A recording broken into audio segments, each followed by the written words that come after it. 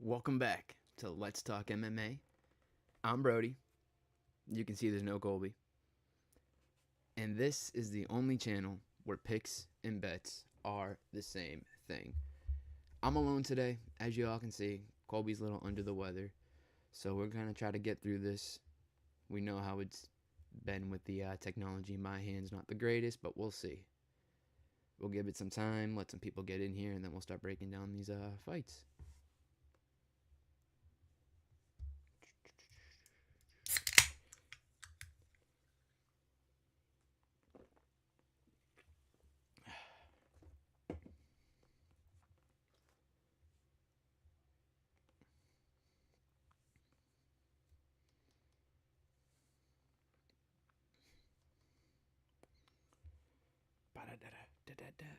What's up, Colby?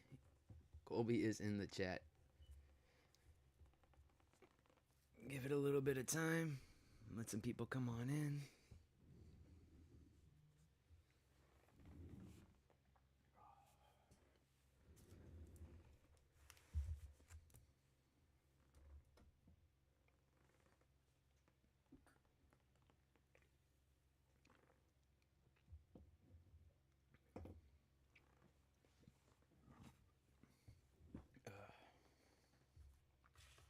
I feel like this is going to be a nice card. It's going to be some card we're all going to make some money on, I feel like.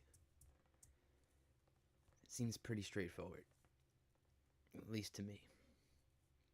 At least to me. But I said that about last week's card. And I got killed by Burns. Actually, yeah, while we wait, let's talk about last week's card. Gilbert Burns laying down the gloves after he lost him a lot. Just doesn't have it no more. I thought he did. I was willing to ride with them. I broke even for the night and I put it all on Burns at the end and lost it all. What are you gonna do? It happens.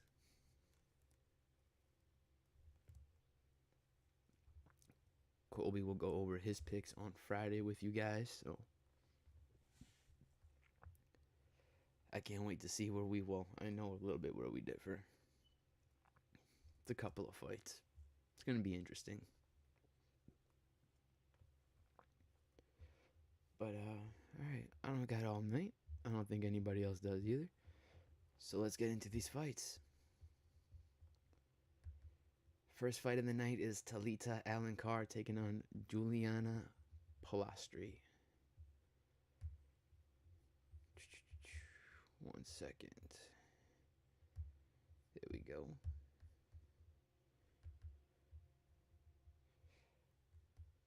Now, Talita Alencar is 7-1-1 in her career. She is 3-1-1 in her last 5, 3-1 in the UFC, coming off a round 3 rear naked choke win over Ariana Carnelossi. Juliana Palastri, 14-5 in her career, 3-2 in her last 5, 2-2 in the UFC, coming off a round 3 KO win over Karolina Kowalkiewicz? I don't know. Alencar, she is a great grappler, great BJJ artist. She has 4 submission wins. She's never been finished. She is slick on the ground. Her striking still needs some work. It's just pretty much there to set up her takedowns, which are not that accurate. It's only like 26% accuracy on her takedowns, but she still somehow gets 3 per fight. She's always shooting, though. She's an okay kickboxer, no real pop in her shots. She settles in on the ground. That's where she wants to fight. So if she gets taken down, she's cool to just chill there. She wants to fight there. She believes in her sweep. She believes in her submission threats. Palastri, on the other hand, striker. She's a kickboxer. Good leg kick. She has a 60% takedown defense. She has some trouble getting back up. Loopy held her down for half of the fight. But that's Loopy. That's Loopy. I fully believe that Loopy is a better wrestler than Alencar. 100% believe that. I don't think Alencar has the slickest wrestling. She has great BJJ. She has the nice trips. But when it comes to the wrestling aspect, there's really nothing there. And I think Julia's takedown defense could keep this on the feet. Could. I mean, Alencar could get 1 takedown when the 3rd round, when things start tying out. But I think it's going to be on the feet this whole fight. She has good volume, 6 significant strikes per minute. Palastri works the body well. Her only losses come by decision. She has no round 1 KOs. She has a couple of KOs in her pocket, but none of them come in the first round. Not one. They're all 2-3. 3 in round 2, 2 in round 3. Submission's coming in round 1, but I don't think she's going to sub Alencar. I don't think she's going to want this fight on the ground at all. That would be stupid. Keeping it on the feet is where she will thrive in this fight. She's not heavy-handed. She does have slick, accurate striking, and she's always moving. I like Pilastri here. I think this fight goes all 3 rounds. And I think she wins a nice, maybe 29-28 decision. It's going to be a close one, but I think Alencar is going to just try to grapple her, and Pilastri is going to have the good enough takedown defense to keep it on the feet for at least the first 2 rounds. I think Alencar will pick up round 3.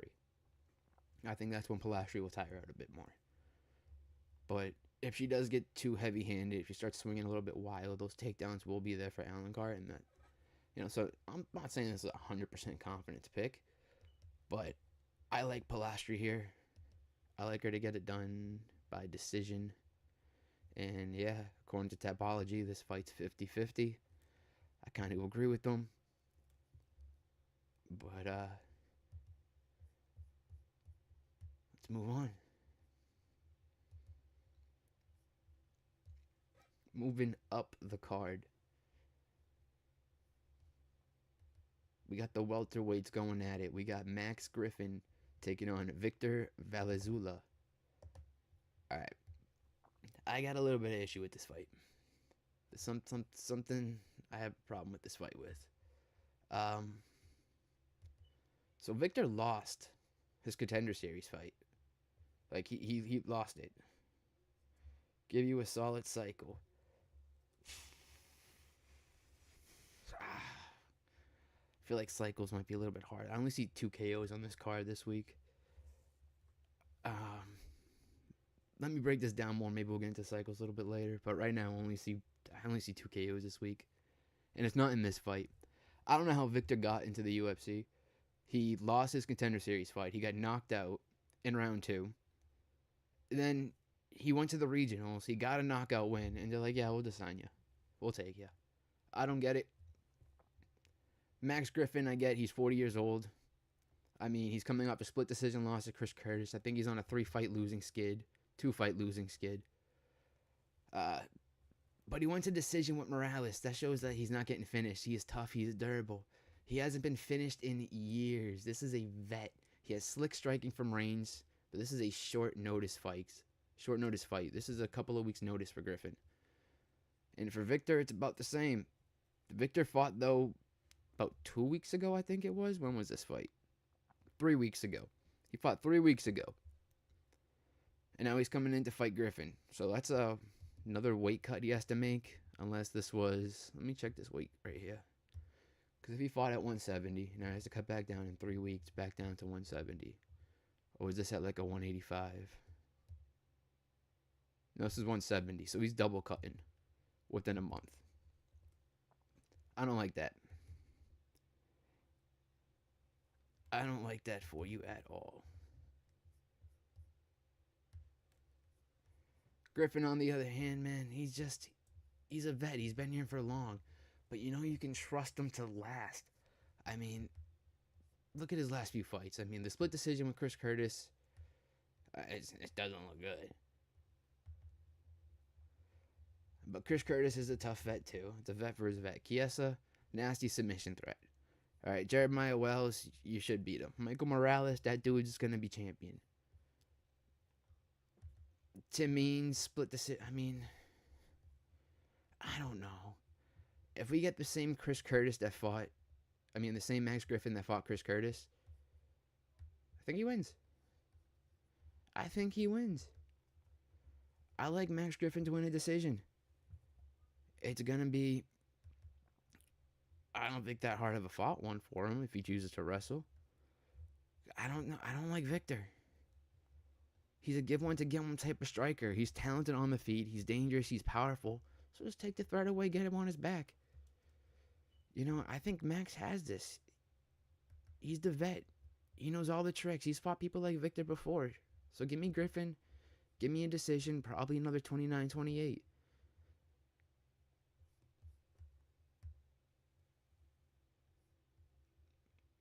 Moving up the card, we got Francis Fire Marshall, who we just saw fight not too long ago, taking on Lucas Brennan. Francis Fire Marshall, 9-3 in his career, 3-3 in the UFC, 2-3 in his last 5, coming off a round 1 rear naked choke win over Eric Silva. Lucas Brennan, 11-2 in his career, 3-2 in his last 5. He's making his UFC debut, coming off a round 1 rear naked choke win over Joshua Weems. Both these guys, great grapplers. Here's the difference though. Lucas Brennan is a Ryan Hall type BJJ nerd. He is rolling for your ankles in there. That's this guy. He's got some slick, weird submissions, and he will do anything to get this fight to the ground. But he lacks the physicality to get it there. Marshall, on the other hand, American top team guy, good striker, great wrestler, amazing athlete, hard hitter. This dude honestly should be 4-2 in the UFC. Where is it? Right there. I think he won the fight against Myron Santos. I think he won that fight. Myron Santos says Francis won that fight. So he should be on a 3-fight winning streak. He should be 4-2 in the UFC. He's a hard hitter. Great BJJ. He has 5 submission wins under his belt. He is the biggest favorite on this card. The biggest favorite. And I don't see him losing. I don't see how he loses. He's the better wrestler here. He has the BJJ to be defensively sound against Brennan.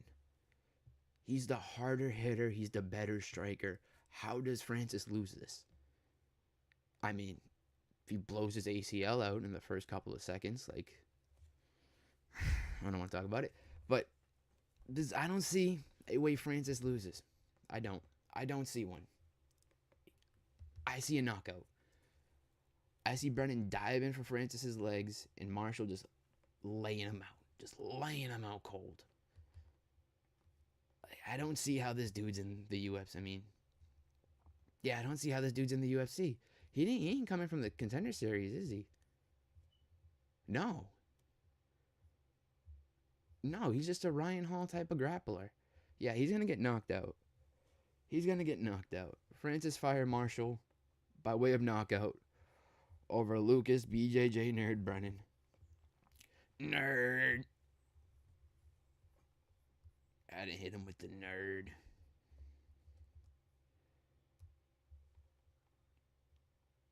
Moving up the card.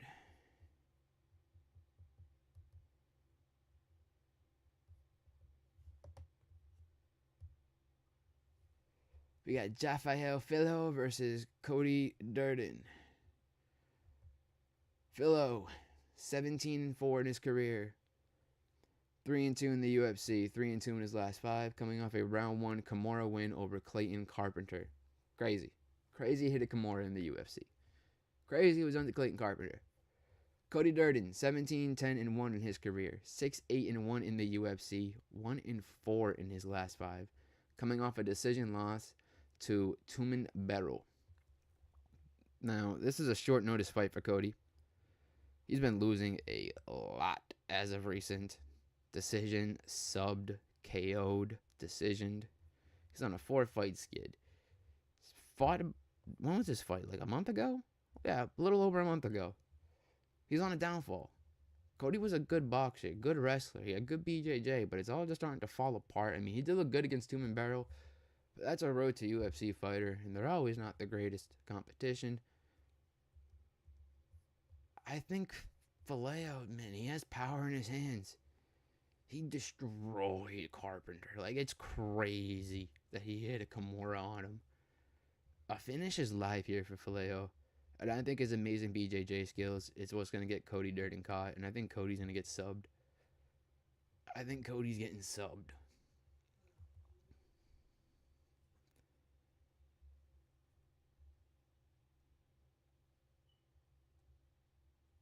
I think Cody's getting subbed here.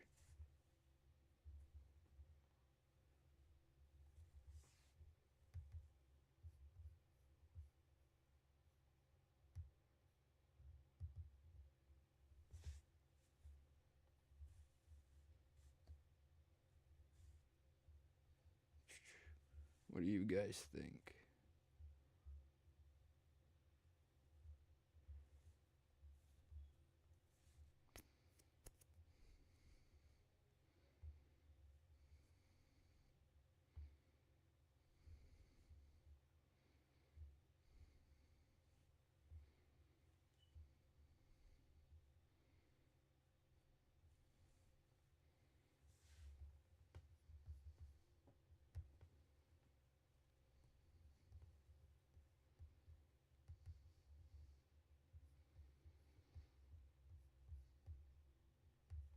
Moving up the card.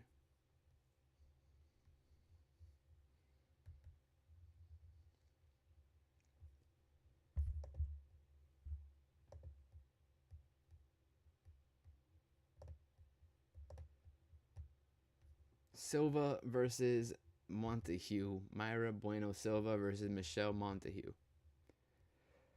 Mayra Bueno Silva, 10-6-1 in her career, 5-6-1 in the UFC.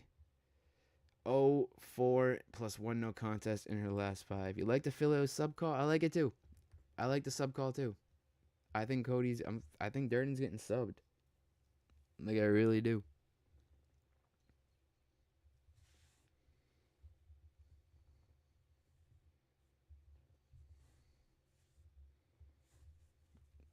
One second.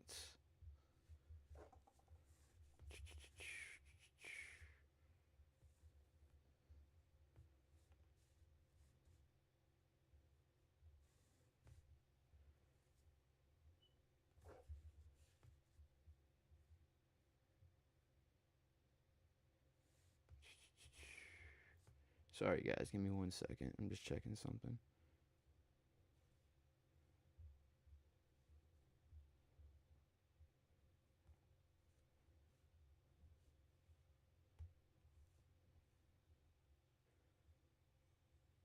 Here we go. All right.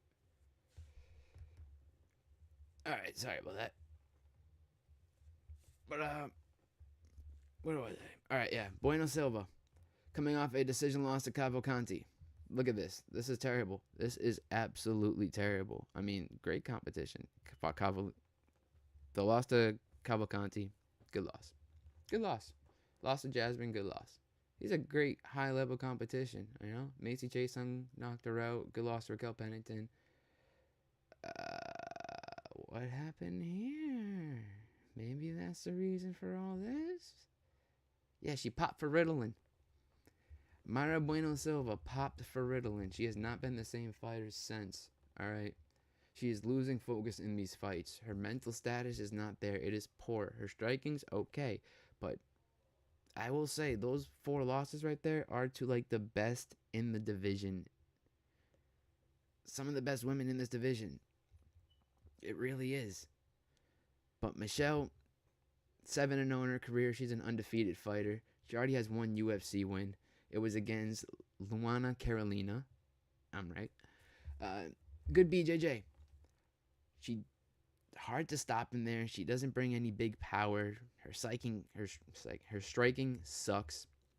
It just sucks. But she's a good wrestler. She gets your back. It's where she's staying. You're not getting her off. She doesn't make dumb mistakes on top. She's taking her time. She's positioned before submission. She wants to make sure everything is correct. She's undefeated. She's focused. She's hungry. She's fighting someone who's fought for a title, who's losing focus. She's probably not hungry for any kind of like real competition anymore. She probably doesn't want a title fight anymore. She probably doesn't want to fight anymore. Could be getting ready to hang it up. The only thing I'm worried about is Unk and Aunt season.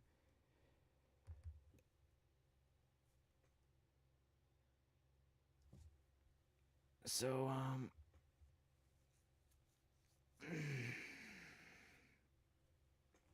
give me Michelle. And because I think Silva's BJJ is going to hold up, I think it's going to be a decision.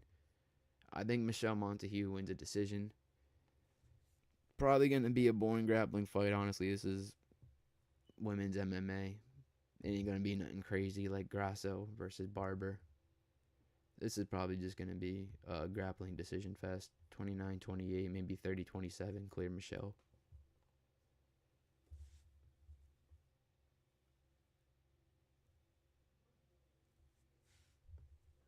Yeah, it's insane. Yeah, no. Popping for Ritalin is, it really is insane. I don't know why. Well, I don't know why you would need it, but why take it? It's stupid. Was helping her win. She's pulling up some slick subs. Moving up the card, we got Cedriquez Dumas taking on Jackson McVeigh. Cedriquez Dumas, he is 10-4 in his career, 3-4 in the UFC, 1-3 plus one no contest in his last 5. Coming off a round 2 guillotine loss to Dante Johnson, where Dumas kind of put himself into it.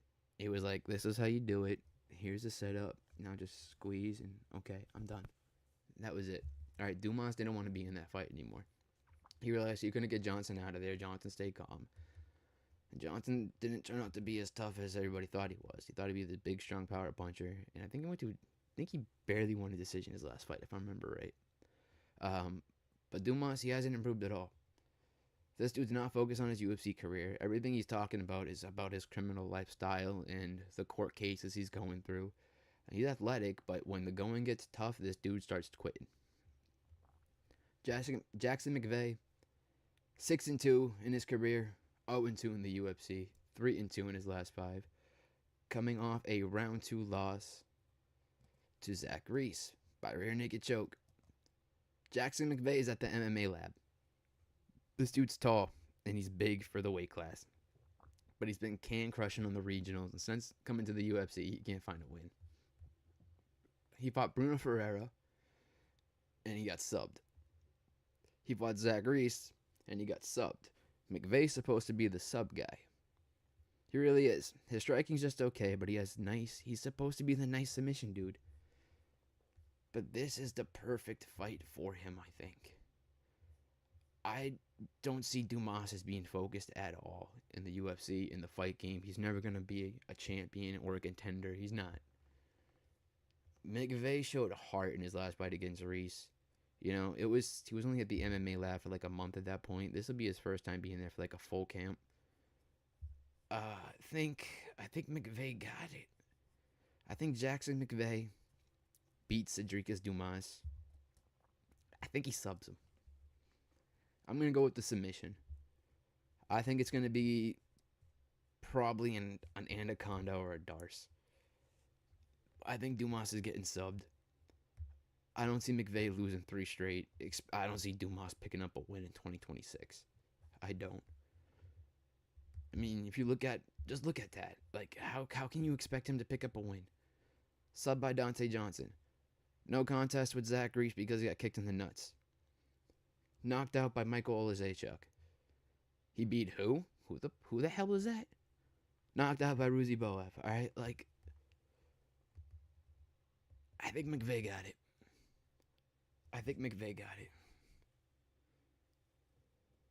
It wasn't a sub. It wasn't even a real sub. Yeah, no. He focused his way in and he told Johnson how to do it. He whispered in his ear, this is how you do it. This is how you just... Johnson's terrible.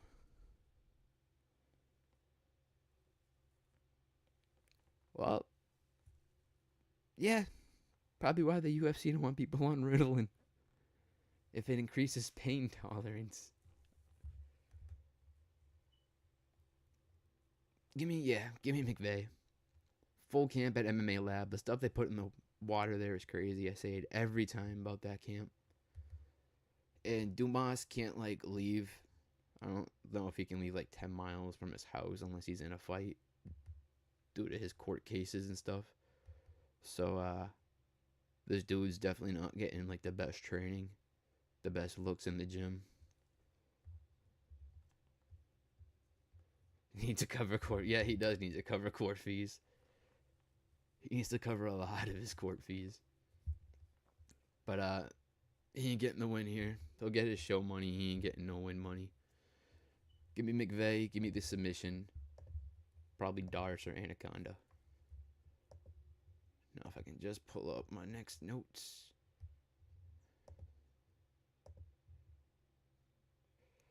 Alright, here we go.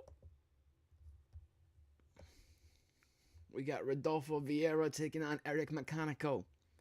Rodolfo Vieira, 11-4 in his career, 6-4 in the UFC, 3-2 in his last 5, coming off a round 3 head kick loss to Bo Nickel. I still think Bo Nickel sucks. You're not gonna change my mind. I think Bo Nickel sucks. Eric Mecanico, 10-4-1 in his career, 1-2 in the UFC, 3-2 in his last 5, coming off a round 3 knockout loss to Bangzor Susurkayev. So close. I picked Eric that fight. So close.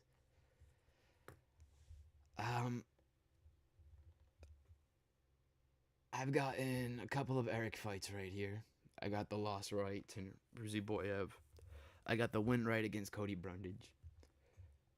I thought he'd beat Bangzor. I don't like Bangzor. I don't think he's that good. I don't. I thought he would have beat him there. And he didn't do it. His chin's not the greatest. Once he starts tiring out and he gets caught with something, he's going down. And Vieira doesn't have the greatest boxing, but we know his BJJ is on another level. Now that's going to be important. That's going to be very important, this fight. Hey, what the hell did I just do? Alright, there we go. That's going to be very important for this fight. Because I think this ends up on the ground. I told you only see 2 knockouts this card. This is not one of them. This is not one of them, my friends. But this isn't a decision either. This is going to be a submission for Rodolfo. I think Rodolfo's going to take him down. And I think Rodolfo is going to sub him. I think he easily... let me check this. Eric Mecanico's got a 64% takedown defense. Alright, and Rodolfo doesn't have the best the best takedowns. His accuracy is only at 21%. They're not the greatest. They're more like BJJ style trips. Like how I was talking about Alan Carr earlier. She's not really a wrestler. Neither is Vieira. But he has a higher output of striking than Mecanico. I mean, this dude outboxed Tresean Gore. In Mecanico, he does have some power. He hurts Susurkayev a little bit, but Susurkayev's still like a little boy. Vieira's been checked before. He's been hit hard. These guys are the same age. I think Vieira takes him down. I think Vieira subs him.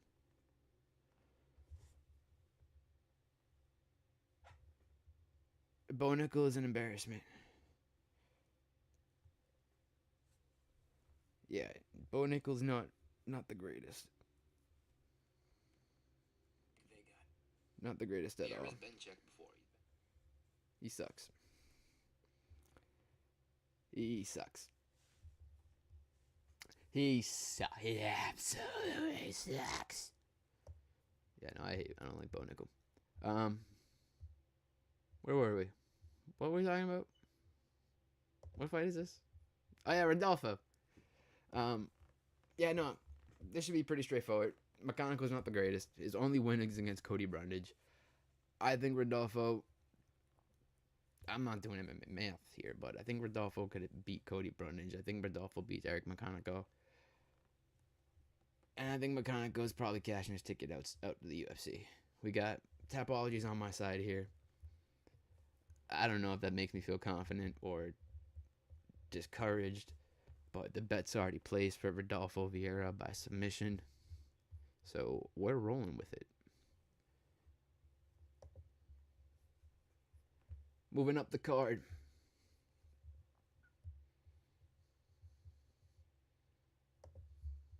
We got Ryan Superman Spann. And he is taking on Marcus I Suck Everywhere Buchecha. I don't like Marcus Buchecha. Buchecha 5-2-1 in his career. 0-1-1 in the UFC. 2-2-1 in his last 5, coming off a draw that he was going to lose. He was going to. I don't want you to think like he was winning that fight and somehow something happened and he. No. He was losing that fight. He was going to lose until Kennedy poked him in the eye, man. The one time they actually take a point from a fighter, all the time is to the discretion. We'll let it go. We'll let it go. They actually took a point, and it was a draw. I was starting to think these refs bet on these fights secretly. Well, what can I say? Besides, Buchecha sucks. He's going to want to come out there. He's going to want to grapple, get you to the ground, try to find a submission win or some ground and pound. This man does not want this fight on the feet. He does not want to have his opponent to have any advantage whatsoever against him. And as long as his opponent's on his feet, he has some advantage. Especially someone who hits as hard as Spann. Ryan Spann is more like a club and sub. He will hit you, and then when you're starting to do something stupid, he'll latch up a sub. But he also has that knockout power. He's coming off a knockout. He's 23-11 in his career, 9-6 in the UFC, 2-3 in his last 5. Coming off a round 1, was it a Gilly? It was a Gilly win over Lucas Bresky. Hit him hard. Lucas went in, got caught. But then before that, he got knocked out by Waldo. Now, I believe, if I'm not wrong, you're 50-50 on this one. If I'm not wrong here, this is Spann's 3rd fight at heavyweight, or is it his 4th? What was this? Was this at heavyweight? No, so this is Spann's 3rd fight at heavyweight. His 3rd one.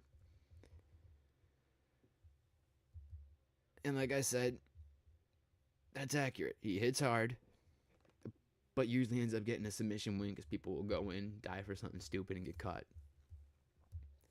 Now, Buchecha should have the grappling defense to not get caught by a sub.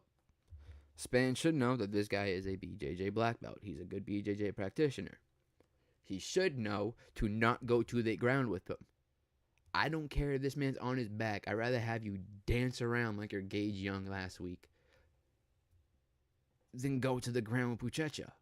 You don't do it. Kennedy didn't do it. Kennedy knew the game plan. If Spann has to have that same game plan minus the eye poke. Do not throw in a nut shot. Alright? Keep it on the feet. Keep the distance. You have the range advantage. You have the height advantage. Keep it. Keep him back. Hurt him. Put some damage out him. And on round 3, this dude will tire out. Buchecha will tire out. And when he does, knock him out. Spann, I know you're not much of a round 3 guy.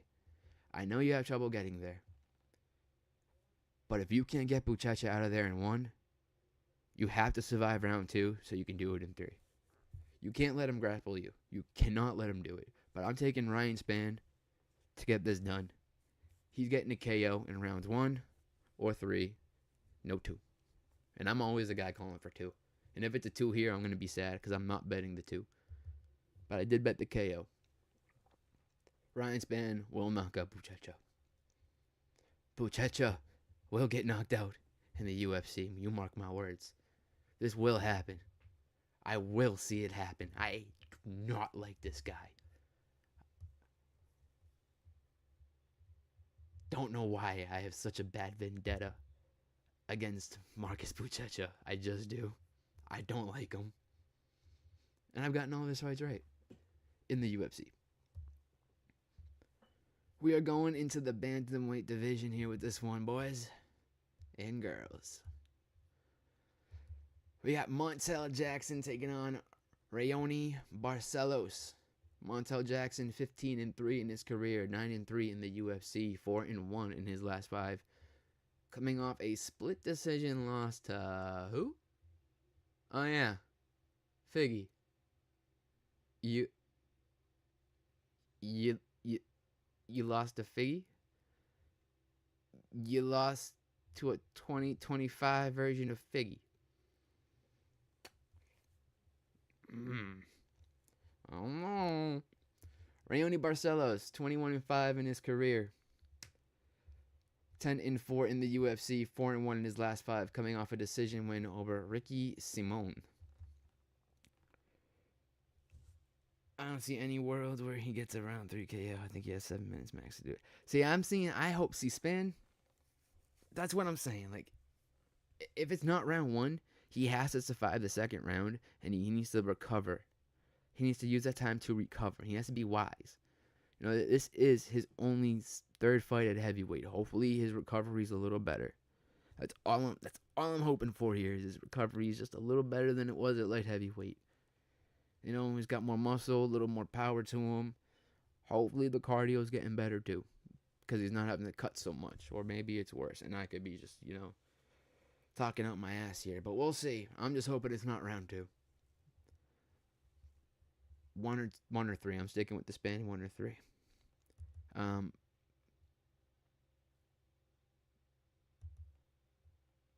but here we go.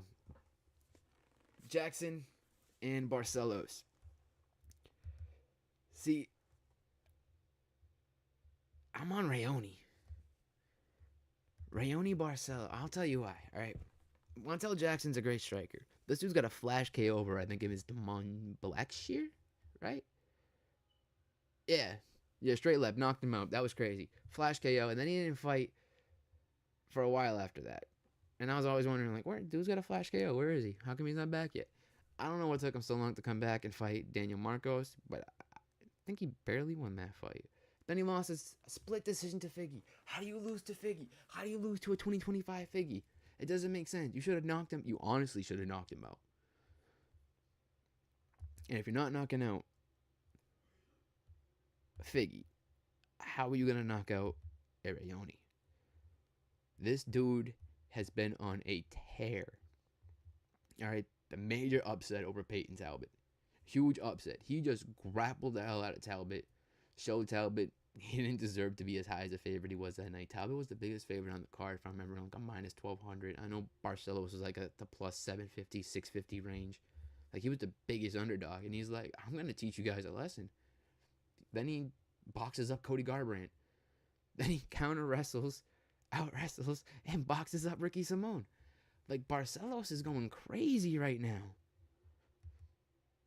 And if Jackson shows up, the same Jackson that showed up against Figgy, where he was slow, where he looks disinterested, where the striking just wasn't being there, where his legs were being chewed up, where it just didn't look good. I thought Figgy won the fight, honestly. I mean, Figgy did win the fight. I thought it was a unanimous. Sorry. I didn't think it was a split. I thought it should have been unanimous. The whole time watching it, I'm like, I had money on Jackson, and I'm like, yeah, Figgy won. Figgy won. He got this round. Damn. When did Figgy get good? Is the old Figgy back? Is Rayoni on the same thing that Figgy was on? Or is that Figgy taking what Rayoni was on? I don't know. All I know is I'm saying Barcelos is going to win a decision here. I think it's going to be another grappling match. I think the wrestler is going to outshine the striker. Yeah, Figgy was beating Montel in the scrambles. Yeah, he was. Huge upset. He's been doing really good. I hope so. I mean, I hope Span, dude. I'm hoping Span knocks out Buchecha. But yeah, right here, Ronnie Barcelos too. Yeah, this is gonna be another big upset. I think. You're right. Well, not that big. The Figgy one was big, but I think it's another upset here. I think the underdog's gonna win. I think Barcelos is gonna take it. Figgy was beating Montel in the scrambles. Yes, he was. Yes, he was. If Figgy's beating you in scrambles, this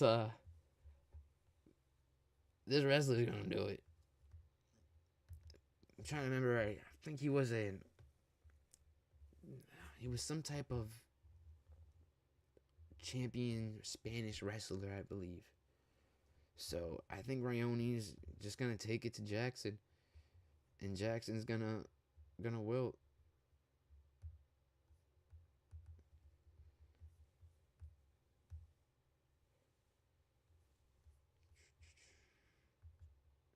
Uh-oh.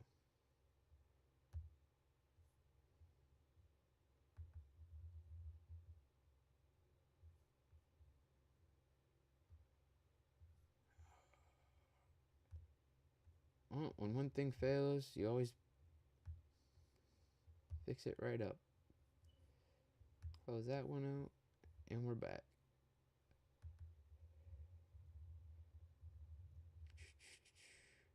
Moving up the card.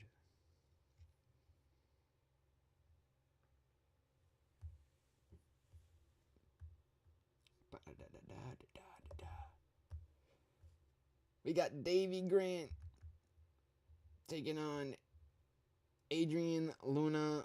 I always screw this last name up. Martinetti. Davy Grant, 15-8 in his career, 8-7 in the UFC, 3-2 in his last 5, coming off a round 1 Gilly loss to Charles Jourdain. Why does this keep doing this?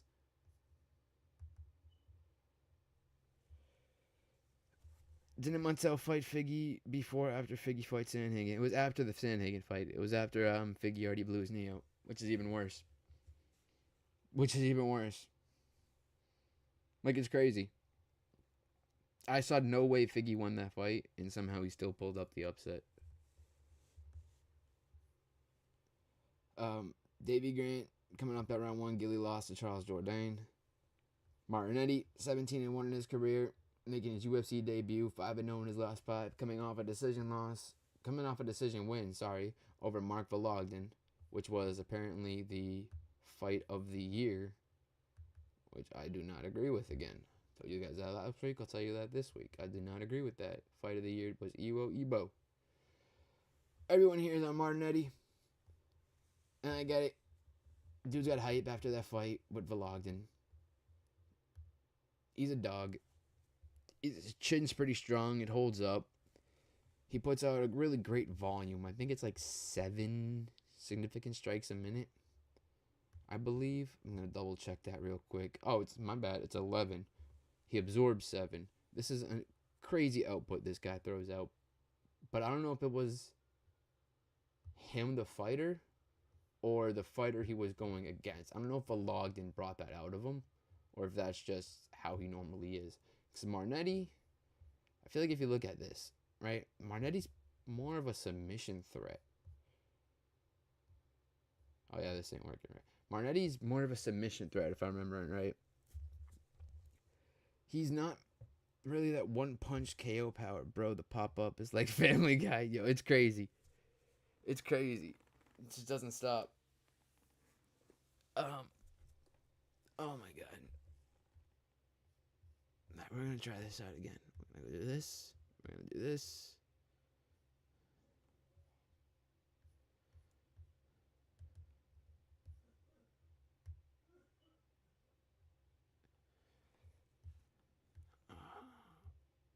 See, it's always something. This is why it's always issues on my stream, man.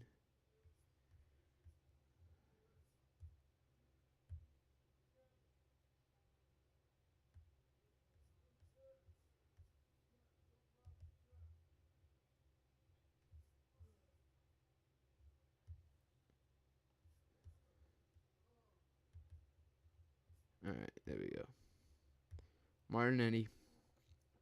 Pull this up. Pretty sure he's more of a submission threat. I mean, he's got some KO wins, but he's more submission, more decision threat, decisionator here. Like he's not really getting knockouts. There's no real power to his punches, I want to say, and I think Grant can handle it. This dude's been in war after war. I mean, he's legit with the sub threat too. I mean, decision win against Damon Blackshear, decision win against Tavares, split decision loss against Daniel Marcos, submission win against Rafael Succhio. Submission loss. I mean, that's Charles Jourdain. That man's been incredible. It's moving up. But why are we putting the hype on Martinetti? Like, he's got some good box. I mean, not good, but he's okay boxing, okay kickboxing. But Grant's a dog, dude. Grant can. Only thing I don't like about Davey is his ribs. They seem to always be exposed. Like, always. It's like the way he. Dude, I don't know. Just the way his body is just freaks me out. It's like a kick to the gut will just break one. He'll crumble. It scares me sometimes. But Davey's a dog, and I think he wins here. I thought Vologden lost last week. I didn't think Vologden was good. I don't think Martinetti's good. I don't think either of these guys should have been signed to the UFC. I thought that fight they had was sloppy. I mean, it was a good fight, but it was sloppy. Iwo was crazy. They were hitting hard. They were connecting. This fight, if I remember right, I didn't rewatch it. Probably should. It's a little sloppy. A little sloppy. Yeah, I don't know. I don't like Martinetti. I picked Vologden against him to win. I thought Vologden beat him, and everyone did too. I thought Vologden lost last week. I thought everyone saw it my way too, but I guess the refs didn't. So give me Davy Grant. Give me the dog to get it done. Give me a slick striking. Give me Davy Grant by decision.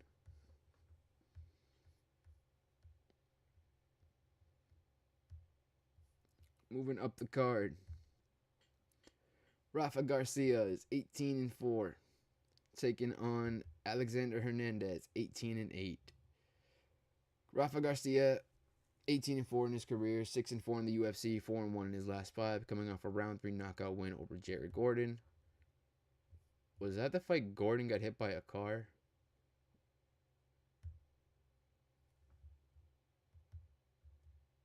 Oh, I forget. It was one of these fights Gordon got hit by a car. I don't know if it was that one or not.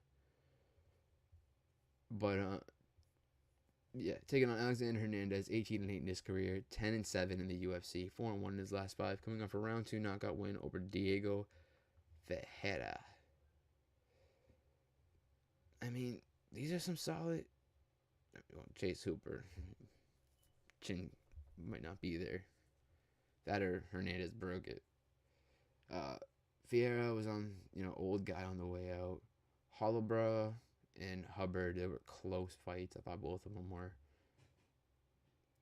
But Rafa, all right, let me go to Hernandez. Hernandez is a great striker, powerful. He's been more mobile as of late. But the thing I don't like, he does slow down. The great Alejandro Chango tends to slow down in like round 3, late round 2, last minute round 2 and round 3. He slows down a bit. Rafa doesn't really stop. Like that round 3 knockout win over Jared Gordon kind of shows this dude doesn't stop. Rafa's live to win a round, probably the 3rd. But if Hernandez gets tired, like dude's been cracked before, dude's been knocked out before. Rafa throws with a lot of power. 3 knockout losses, all in round 2. He tires out. His round 2 cardio's gotten better, but it's just transferred from round 2 cardio to round 3 cardio. Now you got to put him out in round 3 if you want to knock out Hernandez. Rafa could do it. Rafa's got the cardio for it. Rafa's got the power for it. Let me check Rafa's takedown defense. Let me check it. Rafa's takedown defense, 76%. I mean, Hernandez, when he starts struggling a bit, does shoot for some takedowns if he gets popped a little too hard.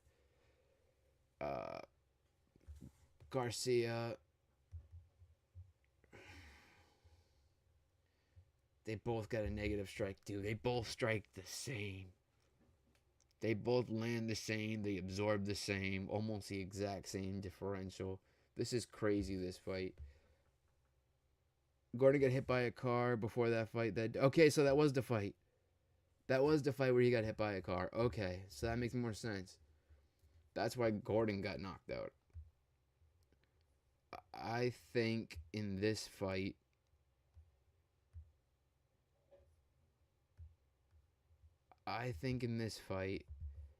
Alexander Hernandez is picking up a decision.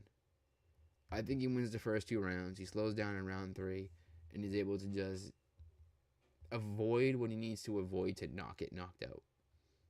If that makes any sense. Like, he's going to get hit. He's going to get hit hard. He's going to get cracked. But I think he'll do enough to avoid getting knocked out in round 3, and I think he'll win the first 2 rounds. Being mobile enough and landing more. I think that's what it's going to come down to for this fight.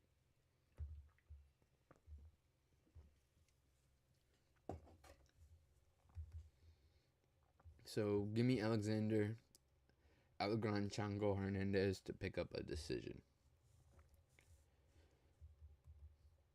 We're on the co-main. We got ladies going after it for the third time this card. Yeah. 3 ladies fights. We got Norma Dumont taking on Jocelyn Edwards. Norma Dumont is 13-2 in her career. She is 9-2 in the UFC, 5-0 in her last five, coming off a split decision win over Ketlin Vieira. Jocelyn Edwards, 17-6 in her career, 8-4 in the UFC, 4-1 in her last five, coming off a round 2 rear naked choke win over Nora Cornole. This is a hard one. When I first saw the card and I saw the names, I do quick picks. I just look at the fighters, I remember what I know about them, remember everything, and I pick. Then after I go and do some more research before I place any bets, before I get my official picks, I look at things a little more, I look at some tape, I listen to some things, some people, and I think this is a hard one. Because Norma, decision with Chelsea Chandler, decision. I mean, that was a crazy fight. Let me just say. Crazy fight. Like, Aldana was split to like here to here. You could see like the face meat. It was crazy. She got stitched up looking like Frankenstein's wife. It was insane. That was a split decision. She almost lost. I thought that was kind of a boring fight. I expect more from Norma, and I don't know why I expect more from her when all of her fights kind of look like this. You know? Do you think she can beat Ketlin, or do you think she's gonna... Do you think she can beat Ketlin? Or do you think she's gonna got some MMA karma coming? See, that's the thing. I'm not sure if she beat Ketlin. I gotta re-watch that fight. I didn't re-watch that one. I re-watched the Aldana one. Just because any chance I get to, I'll re-watch that fight. The boxing's so nice. Norma's got good boxing. Which is probably why I expect that fight should have been stopped. Which is probably why I expect more from her. It really is. But she's not doing anything. She's not. She's got good boxing. She has good takedown defense. What's it standing at?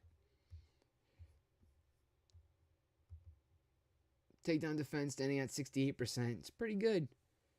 You know, her takedown accuracy's at 56. When she wants a takedown, she can get one. She got good striking defense. She has a positive striking differential. But everything I am telling you about Norma, Jocelyn has too. Jocelyn has too. The only difference is Jocelyn's finishing her fights. She is finishing her... I get there against Cans. But right here, look at that. 3 fights ago, Chelsea Chandler knocked her out. 4 fights ago, Chelsea Chandler, decision. So, I think I know who hits harder in this fight. Like, she's 4 finishes in a row. 2 submissions, 2 KOs. I think Edwards takes down Norma. I think Edwards going to be the stronger puncher here. Norma definitely the cleaner boxer. But Edwards is going to have more of that power, more of that oomph, more of that I'm going to get you. She's hungry. And there's a reason I feel like the UFC hasn't given Norma a title shot yet. I feel like there's a reason. And I think they want to give Jocelyn one. With the finish streak she's on, I don't see why I shouldn't continue. She's going to fight for a finish. She is tired of decisions. She does not want fights to go to decision. She doesn't want them. Norman definitely got Chris Pratt. Nah, I disagree. I think Jocelyn wins by sub. I could be crazy here. I could be absolutely insane. But I think there's going to be a big power differential. I think the wrestling... I think Jocelyn might have a little bit of an edge in wrestling just because of the power. But that's what I'm going off of. I think Jocelyn's going to hit hard. And it's going to be either a club and sub or Jocelyn's going to find a way to Norma's back somehow. I agree she's hungry, but I think Norma's pieces her up. I don't know. I don't think so. Who was the last hungry competition that Norma fought? Who is hungry? I don't think Aldana was that hungry. I don't know. I mean, Vieira seemed hungry, and I don't know. That was. I don't know who really won that fight. I don't know. I mean, who was the last real hungry? Chelsea wasn't hungry. Decision. Like, this is a hungry challenger. She's like, give me my title match. Finish, finish, finish, finish. This is probably the best finish she has against Nora. But she's staying so active. What is that? 1, 2, 3 fights. She's trying to get like 4 fights in almost a year's time. Like, that's crazy. I don't know. I mean, Norma did take a break here between these 2 fights. I don't know, man. This one's tough for me. I'm pulling hairs. I immediately went Norma when I saw it. Did some tape, did some research, looked at some fights, heard some things, and I kind of like Jocelyn now. And I already placed a bet on the submission. I think it was at a plus 1,000. You can hate it, you can love it, but I'm taking a shot on the dog here. Give me Jocelyn Edwards to get it done by submission over Norma, the immortal dump truck Dumont.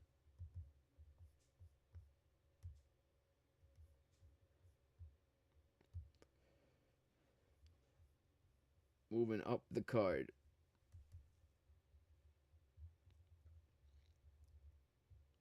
We got Aljamain Sterling taking on Youssef Zalal.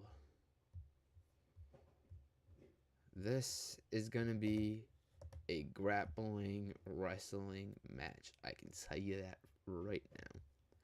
Sterling 25-5 in his career, 17-5 in the UFC, 3-2 in his last 5, coming off a 5-round decision win over Brian Ortega. Youssef Zalal 18-5-1 in his career, 8-3-1 in the UFC, 5-0 in his last 5, coming off a round 1 armbar win over Josh Emmett. Both these guys, high-level grapplers. Aljamain, incredible wrestler, probably the best in the UFC. Zalal, great BJJ. Slick as hell on the ground. Striking-wise, this is on the feet. I think I give Aljo the edge, honestly. A slight edge, Aljo on the feet. Now, if we're looking at some other things here. Let's look at competition. Josh Emmett, Calvin Kattar, Jack Shore, Gennaro Aarons, Billy Q,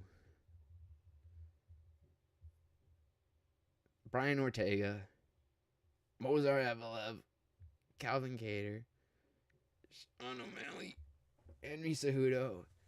So we know who's getting the higher looks of comp. You need to rewatch Aljo's match with Mozar. Amazing reversals, takedowns, scrambles, and sweeps from both. Aljo has 5-round championship experience, always is great in the apex, has awkward striking. Yeah, but I think Zalal's striking is also a little bit awkward. Let me see what they're going Sterling. I'll give it. I'm on Zalal for this one. All right, I'm taking a Zalal decision. I think Aljo still seems to tire out a bit later in the rounds. I haven't seen Zalal at 5 round, but I'm banking on his cardio to be just a little bit better. Zalal gonna keep pressing himself against the cage. Way better competition constantly from Aljo. Yeah, I see how Zalal likes to put himself on the back foot a lot. I can see that happening. And in the small cage, he really can't do that. He has to be the one pressuring forward. What I'm worried about is Zalal almost accepting some of these takedown attempts and trying to scramble through them. I don't want that. If anyone's getting a takedown here, I need it to be Zalal.